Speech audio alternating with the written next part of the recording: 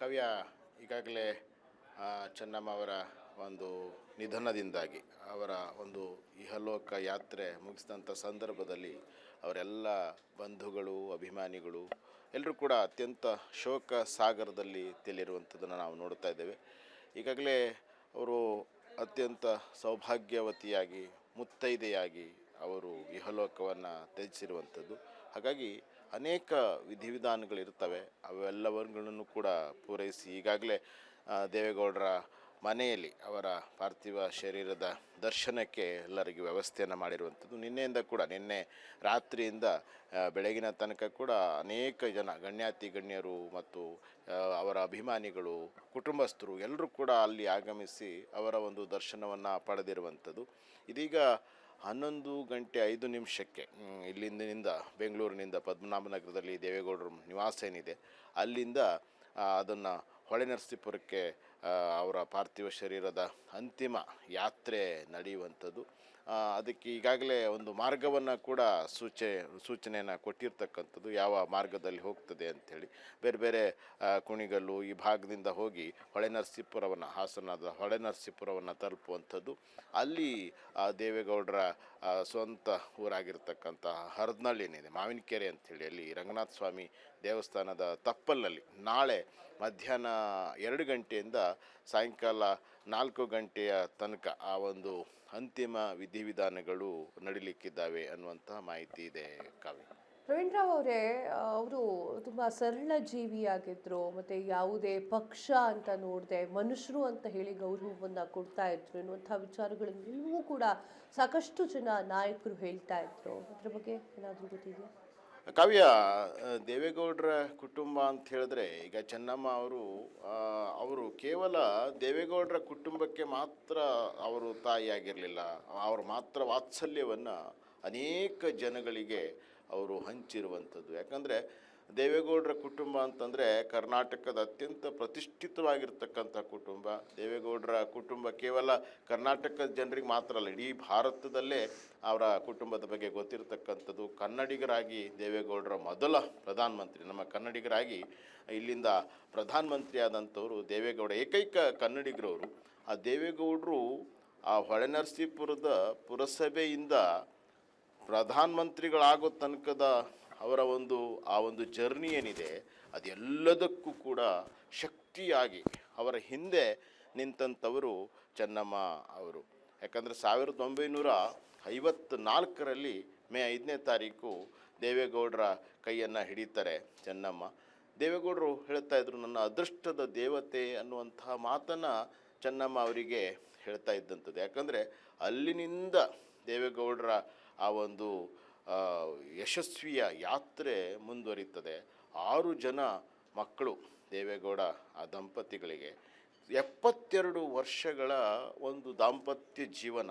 ಯಾಕಂದರೆ ಒಬ್ಬ ಆದರ್ಶ ಗೃಹಿಣಿ, ಆದರ್ಶ ಮಹಿಳೆ ಹೇಗಿರಬೇಕು ಅನ್ನೋದಕ್ಕೆ ಅತ್ಯಂತ ಮಾದರಿಯಾದಂಥವರು ಚೆನ್ನಮ್ಮ ಅವರು. ಇಡೀ ಅವರ ಕುಟುಂಬದಲ್ಲಿ ಎಲ್ಲರೂ ಕೂಡ ದೇವೇಗೌಡರು ಪ್ರಧಾನಮಂತ್ರಿಗಳಾದಂಥವ್ರು.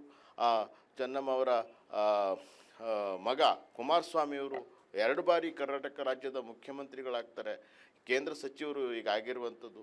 ಜೊತೆಗೆ ರೇವಣ್ಣ ಅವರು ಕೂಡ ಸಚಿವರಾಗಿರ್ತಾರೆ.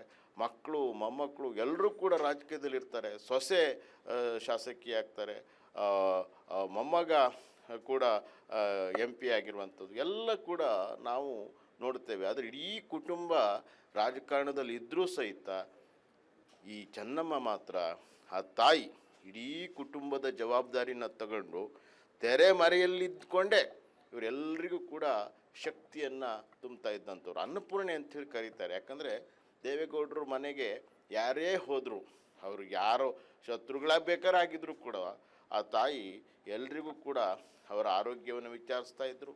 ಊಟ ಮಾಡಿದ್ರ, ತಿಂಡಿ ತಿಂದ್ರ ಅಂತೇಳಿ ಮೊದಲನೇದಾಗಿ ಅವ್ರು ಕೇಳ್ತಾ ಇದ್ದಂಥದ್ದು ಅದು. ಹಾಗಾಗಿ ಅವರನ್ನು ಅನ್ನಪೂರ್ಣೆ ಅಂಥೇಳಿ ಅವರ ಒಡನಾಟದಲ್ಲಿದ್ದರು. ಎಲ್ಲರೂ ಕೂಡ ಆ ಮಾತ್ರ ವಾತ್ಸಲ್ಯವನ್ನು ಊಟ ಮಾಡಿದಂಥವ್ರು ಎಲ್ಲರೂ ಕೂಡ ಅನ್ನಪೂರ್ಣೆ ತಾಯಿಯವರು ಅಂಥೇಳಿ ಹೇಳ್ತಾರೆ. ಅಂತಹ ಒಬ್ಬ ಚೆನ್ನಮ್ಮ ಅವರು ಅಪಾರವಾಗಿರ್ತಕ್ಕಂಥ ದೈವಭಕ್ತರವರು.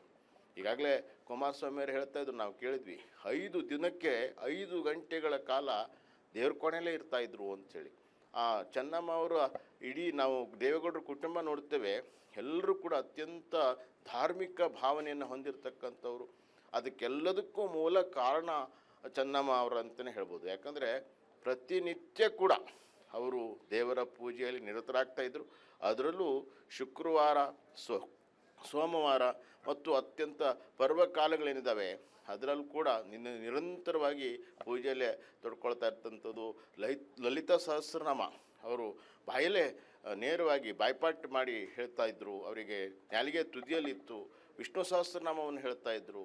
ಎಲ್ಲ ವಿಧವಾಗಿರ್ತಕ್ಕಂಥ ಅವರು ಯಾರೇ ಅವ್ರ ಮನೆಗೆ ಹೋದಾಗಲೂ ಯಾವಾಗ ನೋಡಿದ್ರೂ ಕೂಡ ಅವರು ಪೂಜೆಯಲ್ಲೇ ನಿರತರಾಗಿರ್ತಕ್ಕಂಥದ್ದನ್ನು ಎಲ್ಲರೂ ಕೂಡ ಗಮನಿಸ್ತಾರೆ. ಮತ್ತು ಕೇವಲ ಧಾರ್ಮಿಕ ಭಾವನೆ ಮಾತ್ರ ಅಲ್ಲ, ಅದರ ಪ್ರಕಾರವಾಗಿ ಅತ್ಯಂತ ಸರಳವಾಗಿರ್ತಕ್ಕಂಥದ್ದು. ಎಲ್ಲೂ ಕೂಡ ಯಾವ ಇವರು ರಾಜಕೀಯದಲ್ಲಿ ಪ್ರಧಾನಮಂತ್ರಿಗಳೇ ಮನೆಯಲ್ಲಿದ್ದರೂ ಕೂಡ ನಾವು ನೋಡ್ತೇವೆ, ಎಲ್ಲೂ ಕೂಡ ಚೆನ್ನಮ್ಮ ಅವರು ಮೂಗು ತೂರಿಸುವಂಥ ಕೆಲಸವನ್ನು ಮಾಡ್ತಾನೇ ಇರಲಿಲ್ಲ.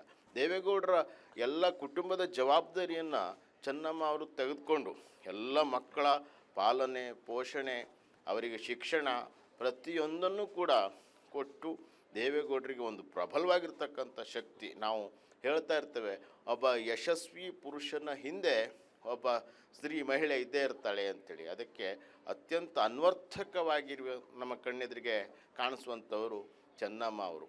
ಇವತ್ತು 72 ವರ್ಷಗಳ ಸಾರ್ಥಕವಾಗಿರ್ತಕ್ಕಂತಹ ಒಂದು ದಾಂಪತ್ಯವನ್ನು ನಡೆಸಿ ಇವತ್ತು ಮುತ್ತೈದೆಯಾಗಿ ಸೌಭಾಗ್ಯವತಿಯಾಗಿ ಅವರು ಇಹಲೋಕವನ್ನು ತ್ಯಜಿಸಿರುವಂಥದ್ದು. ನಮ್ಮ ಹಿಂದೂ ಧಾರ್ಮಿಕ ಸಂಸ್ಕೃತಿಯಲ್ಲಿ, ಪದ್ಧತಿಯಲ್ಲಿ ಹೀಗೆ ಮುತ್ತೈದೆಯಾಗಿ ಅವರು ಯಾರು ಇಹಲೋಕವನ್ನು ತ್ಯಜಿಸ್ತಾರೆ ಅವರ ಶರೀರ, ಆ ಒಂದು ಪಾರ್ಥಿವ ಶರೀರ ಅಂಥೇಳಿ ಯಾರೂ ಕೂಡ, ಮೃತ ವ್ಯಕ್ತಿಯ ಶರೀರ ಅಂತ ಯಾರೂ ಕೂಡ ಭಾವಿಸೋದಿಲ್ಲ. ಅದನ್ನು ಒಂದು ವೈಕುಂಠ ಯಾತ್ರೆಗೆ ಹೋಗ್ತಾ ಇರ್ತಕ್ಕಂಥದ್ದು. ಯಾಕಂದರೆ ಕುಂಕುಮ, ಬಳೆ, ಹೂವು ಎಲ್ಲವನ್ನೂ ಇಟ್ಕೊಂಡೇ ಅವರು ಈ ಇಹಲೋಕವನ್ನು ಒಂದು ತ್ಯಜಿಸ್ತಾ ಇರತಕ್ಕಂಥ ಸಂದರ್ಭದಲ್ಲಿ ಅವರು ನೇರವಾಗಿ ವೈಕುಂಠಕ್ಕೆ ಯಾತ್ರೆಯನ್ನು ಹೋಗ್ತಾ ಇದ್ದಾರೆ ಅನ್ನುವಂಥದ್ದು. ಯಾಕಂದರೆ ನಮ್ಮ ಹಿಂದೂ ಸಂಸ್ಕೃತಿಯಲ್ಲಿ ಮುತ್ತೈದೆಯಾಗಿ ಮರಣವನ್ನು ಅಪ್ಪುವಂಥದ್ದು ಅತ್ಯಂತ ಬಹಳ ಒಂದು ಭಾಳ ಸೌಭಾಗ್ಯಶಾಲಿಯಾಗಿ ಅವರು ಹೋದರು ಅನ್ನುವಂಥ ಮಾತುಗಳನ್ನು ಹೇಳ್ತಾ ಇರತಕ್ಕಂಥದ್ದು ನಾವು ಕೇಳ್ತಾ ಇದ್ವಿ. ಅದೇ ಪ್ರಕಾರವಾಗಿ ಈ ದೇವೇಗೌಡರ ಪತ್ನಿಯಾಗಿರುವಂತಹ ಚೆನ್ನಮ್ಮ ಅವರು ನಿಧನದ ಸಂದರ್ಭದಲ್ಲಿ ಆ ವಿಧಿವಿಧಾನಗಳೇನಿದ್ದಾವೆ, ಆ ಮುತ್ತೈದೆಗೆ ಯಾವ ರೀತಿ ಉಡಿ ತುಂಬುವಂಥದ್ದು ಕೆಲಸಗಳನ್ನು ಮಾಡ್ತಾರೆ, ಅದೆಲ್ಲವನ್ನು ಕೂಡ ಅವರು ಮಕ್ಕಳು ಮತ್ತು ಹೆಣ್ಮಕ್ಕಳು, ಸೊಸೆಯಂದಿರು ಎಲ್ಲರೂ ಕೂಡ ಅವರಿಗೆ ನಿನ್ನೆ ಆಸ್ಪತ್ರೆಯಲ್ಲೇ ಮಾಡಿದ್ದನ್ನು ನಾವು ನೋಡ್ತಾ ಇದ್ದೇವೆ. ಹಾಗಾಗಿ ಒಬ್ಬ ದೇವತೆ ಸ್ವರೂಪಳಾಗಿ, ಲಕ್ಷ್ಮೀ ಸ್ವರೂಪಳಾಗಿ ಇವತ್ತು ಚೆನ್ನಮ್ಮ ಅವರು ತೆರಳ್ತಾ ಇರ್ತಕ್ಕಂಥದ್ದು. ಅತ್ಯಂತ ಸರಳ ಸಜ್ಜನಿಕೆಯ ಒಬ್ಬ ಮಹಿಳೆಯಾಗಿ ಅವರು ಒಂದು ಶಕ್ತಿಯಾಗಿ ನಮ್ಮ ಕಣ್ಣೆದುರುಗಡೆಗೆ ಕಾಣಿಸ್ತಾರೆ. ಮತ್ತು ಇನ್ನೊಂದು ವಿಚಾರವನ್ನು ಹೇಳಬೇಕಾಗ್ತದೆ. 2001ರಲ್ಲಿ ನಡೆದಂಥ ಘಟನೆ, ಅಪಾರವಾಗಿರ್ತಕ್ಕಂತಹ ದೈವ ಭಕ್ತರಾಗಿದ್ದಂತಹ ಚೆನ್ನಮ್ಮ ಅವರು ರೇವಣ್ಣವರ ಜೊತೆ ಸೇರಿಕೊಂಡು 2001ರಲ್ಲಿ ಅವರು ಶಿವರಾತ್ರಿ ದಿವಸ ಪೂಜೆಗೆ ಅಂತೇಳಿ ಹರದನಹಳ್ಳಿಗೆ ಹೋಗಿರ್ತಾರೆ. ಆ ಸಂದರ್ಭದಲ್ಲಿ ಅವರ ಕುಟುಂಬಸ್ಥರಿಂದನೇ ಆ್ಯಸಿಡ್ ದಾಳಿಗೆ ಒಳಗಾಗ್ತಾರೆ ಅವರು. ಆ ಸಂದರ್ಭದಲ್ಲೂ ಕೂಡ ಬಹಳ ಪಾಪ ತುಂಬ ಅವರು ಆ ಸಂದರ್ಭದಲ್ಲಿ ಆರೋಗ್ಯ ಸ್ಥಿತಿ ಭಾಳ, ಯಾಕೆಂದರೆ ಆ್ಯಸಿಡ್ ದಾಳಿಗೆ ಒಳಗಾಗಿ ಅದರಿಂದ ಹೊರಗೆ ಬರೋದು ಅಂತ ಅಷ್ಟು ಸುಲಭ ಅಲ್ಲ. ಅಂಥ ಆ್ಯಸಿಡ್ ದಾಳಿಗೆ ಒಳಗಾಗಿದ್ದರೂ ಸಹಿತ ಚೆನ್ನಮ್ಮನವರು ಯಾರು ಆ ದಾಳಿಯನ್ನು ಮಾಡಿದ್ರು ಅವರನ್ನು ಕ್ಷಮಿಸುವಂತಹ ಹೆಣ್ಣನ್ನು ಕ್ಷಮಾಧರಿತ್ರಿ ಅಂಥೇಳಿ ಕರೀತಾರೆ, ಅವರನ್ನು ಕ್ಷಮಿಸಿಬಿಡ್ತಾರೆ ಅವರು. ಹಾಗಾಗಿ ಅವರ ವ್ಯಕ್ತಿತ್ವ ಭಾಳ ದೊಡ್ಡದಾಗಿ ನಮ್ಮ ಕಣ್ಣೆದುರುಗಡೆಗೆ ಗೋಚರ ಆಗುವಂಥದ್ದು. ಅವರ ಮಾತ್ರ ವಾತ್ಸಲ್ಯವನ್ನು ಉಂಡಂಥವ್ರು ಎಲ್ಲರೂ ಸಹಿತ ಇವತ್ತು ಅತ್ಯಂತ ಶೋಕ ಸಾಗರದಲ್ಲಿ ಇವತ್ತು ಎಲ್ಲರೂ ಕೂಡ ಆ ಒಂದು ಶೋಕದ ಅನುಭವನ ಮಾಡ್ತಾ ಇದ್ದಾರೆ. ಎಲ್ಲರೂ ಕೂಡ ಬಂದು ಅಮ್ಮನ ದರ್ಶನವನ್ನು, ಎಲ್ರಿಗೂ ಅಮ್ಮ ಆಗಿದ್ದರು ಚೆನ್ನಮ್ಮ ಅವರು, ಅವರ ಅಂತಿಮ ದರ್ಶನವನ್ನು ಪಡೆದು ಅವರ ಆತ್ಮಕ್ಕೆ ಸದ್ಗತಿ ಸಿಗಲಿ ಅಂಥೇಳಿ ಎಲ್ಲರೂ ಕೂಡ ಪ್ರಾರ್ಥನೆಯನ್ನು ಇವತ್ತು ಮಾಡ್ತಾಯಿದ್ದಾರೆ. ಖಂಡಿತವಾಗಿಯೂ, ಯಾಕಂದರೆ ಅವರು ನಡೆದಂತಹ ಆ ಹಾದಿ ಏನಿದೆ, ಅವರ ಆ ಕರ್ಮದ ಫಲ ಏನಿದೆ, ಅದು ನಿಜವಾಗಿಯೂ ಅತ್ಯಂತ ಪವಿತ್ರವಾಗಿರ್ತಕ್ಕಂಥದ್ದು ಅನ್ನುವಂಥದ್ದು ಎಲ್ಲರೂ ಕೂಡ ಇವತ್ತು ಆ ತಾಯಿಯ ಎದುರುಗಡೆಗೆ ಎಲ್ಲರೂ ಕೂಡ ಪ್ರಾರ್ಥನೆಯನ್ನು ಮಾಡ್ತಾ ಇದ್ದಾರೆ. ಕಾವ್ಯ. ರವೀಂದ್ರ ಅವರೇ, ಇದು ವಿಚಾರ ಏನು ಅಂತಂದರೆ, ದೇವೇಗೌಡರು ಪ್ರತಿ ಸಲವೂ ಕೂಡ ದೇವೇಗೌಡರ ಜೊತೆಗೆ ನಿಂತ್ಕೊಳ್ತಿದ್ರು, ಕಷ್ಟ ನಷ್ಟಗಳಿಗೆ ಸಹಾಯವನ್ನು ಮಾಡ್ತಾ ಇದ್ರು. ದೇವೇಗೌಡರು ಈ ಈ ಈ ಒಂದು ಕ್ಷಣದಲ್ಲಿ ತುಂಬ ಕಣ್ಣಲ್ಲಿ ನೀರು ಹಾಕ್ತಾ ಇದ್ರು. ಅವರಿಬ್ಬರ ನಡುವಿನ ಅನ್ಯೋನ್ಯತೆಯ ಬಗ್ಗೆ ಹೇಳುವುದಾದ್ರೆ? ಖಂಡಿತ. ಯಾಕಂದರೆ ಈಗಾಗಲೇ ಹೇಳಿದೆ ನಾನು, ದೇವೇಗೌಡರು ಆ ಒಂದು ಎತ್ತರವನ್ನು ಏರೋದಕ್ಕೆ ಆ ಸಂದರ್ಭದಲ್ಲಿ ಒಂದು ಮಾತು ನನಗೆ ನೆನಪಾಗ್ತದೆ. ದೇವೇಗೌಡರು ಪ್ರಧಾನಮಂತ್ರಿಗಳಾಗುವಂಥ ಸಂದರ್ಭದಲ್ಲಿ ಅವರು ತಾಯಿ ಇರ್ತಾರೆ, ಅವರು ತಾಯಿ ಬದುಕಿದ್ರು, ದೇವೇಗೌಡರ ಅಮ್ಮ ಬದುಕಿರ್ತಾರೆ.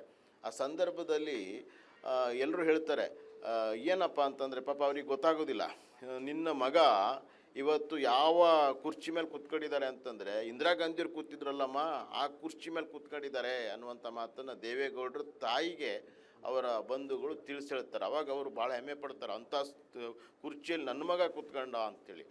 ಅಂಥ ಸ್ಥಾನಕ್ಕೆ ಹೋಗುವಲ್ಲಿ ಚೆನ್ನಮ್ಮನವರ ಪಾತ್ರ ಅತ್ಯಂತ ಪ್ರಮುಖವಾಗಿರುವಂಥದ್ದು. ಯಾಕಂದರೆ ಇಡೀ ಕುಟುಂಬವನ್ನು ಅವರು ಸಲಹುವುದರ ಜೊತೆಗೆ ದೇವೇಗೌಡರಿಗೆ ಅತ್ಯಂತ ಸಮರ್ಪಕವಾಗಿರ್ತಕ್ಕಂತಹ ಸಲಹೆಗಳನ್ನು ಕೊಡ್ತಾಯಿದ್ರು ಅನ್ನುವಂಥದ್ದು. ದೇವೇಗೌಡರು ಅನೇಕ ಕಡೆಗಳಲ್ಲಿ ಹೇಳ್ತಾ ಇದ್ದಾರೆ, ಅವರು ಯಾವುದೇ ನಿರ್ಧಾರವನ್ನು ತೆಗೆದುಕೊಳ್ಳಬೇಕಾದರೂ ಕೂಡ ಚೆನ್ನಮ್ಮ ಅವರ ಸಲಹೆಯನ್ನು ಕೇಳ್ತಾಯಿದ್ರು, ಚೆನ್ನಮ್ಮ ಅವರ ಜೊತೆಗೆ ಚರ್ಚೆಯನ್ನು ಮಾಡ್ತಾಯಿದ್ರು ಅನ್ನುವಂಥದ್ದು ಎಲ್ರಿಗೂ ಗೊತ್ತಿರುವಂಥ ವಿಚಾರ. ಯಾಕೆ ದೇವೇಗೌಡರೇ ನೇರವಾಗಿ ಹೇಳ್ಕೊಂಡಿದ್ದಾರೆ. ಚೆನ್ನಮ್ಮ ಅವರು ಆ ಕಾಲದಲ್ಲೇ ಅವರು SSLC ತನಕ ಅಭ್ಯಾಸವನ್ನು ಮಾಡಿದರು. ಪ್ರತಿಯೊಂದು ಕೂಡ ಅವ್ರಿಗೆ ಗೊತ್ತಿತ್ತು. ಮಕ್ಕಳಿಗೆ ಶಿಕ್ಷಣವನ್ನು ಕೊಡುವಂತಹ ನಿಟ್ಟಿನಲ್ಲೂ ಕೂಡ ಅವರು ಬರೀ ಶಾಲೆಯ ಶಿಕ್ಷಣ ಮಾತ್ರ ಅಲ್ಲ, ಯಾವ ಧಾರ್ಮಿಕವಾಗಿರ್ತಕ್ಕಂಥ ಎಲ್ಲ ವಿಚಾರಕ್ಕೆ ಸಂಬಂಧಪಟ್ಟ ಶಿಕ್ಷಣವನ್ನು ಕೂಡ ಚೆನ್ನಮ್ಮನವರು ಕೊಡ್ತಾಯಿದ್ರು. ದೇವೇಗೌಡರ ಹಿಂದೆ ಅತ್ಯಂತ ಪ್ರಭಾವಶಾಲಿ ಶಕ್ತಿಯಾಗಿ ಅವರು ನಿಂತ್ಕೊಂಡಿದ್ದರು. ಪ್ರತಿಯೊಂದರಲ್ಲೂ ಕೂಡ ಅವರು ಎಲ್ಲೂ ಕೂಡ ಹೊರಗಡೆ ತೋರಿಸ್ಕೊಳ್ತಿರಲಿಲ್ಲ, ತೆರೆಮರೆಯಲ್ಲೇ ಇದ್ದು ನಿರಂತರವಾಗಿ ದೇವೇಗೌಡರಿಗೆ ಶಕ್ತಿಯನ್ನು ತುಂಬುವಂಥ ಕೆಲಸವನ್ನು, ದೇವೇಗೌಡರಿಗೆ ಮಾತ್ರ ಇಡೀ ಕುಟುಂಬವನ್ನು ಪರಿಪಾಲನೆ ಮಾಡಿ ಅನ್ನಪೂರ್ಣೆಯಾಗಿ ಆ ತಾಯಿ ಕೆಲಸವನ್ನು ಮಾಡಿದಂಥವ್ರು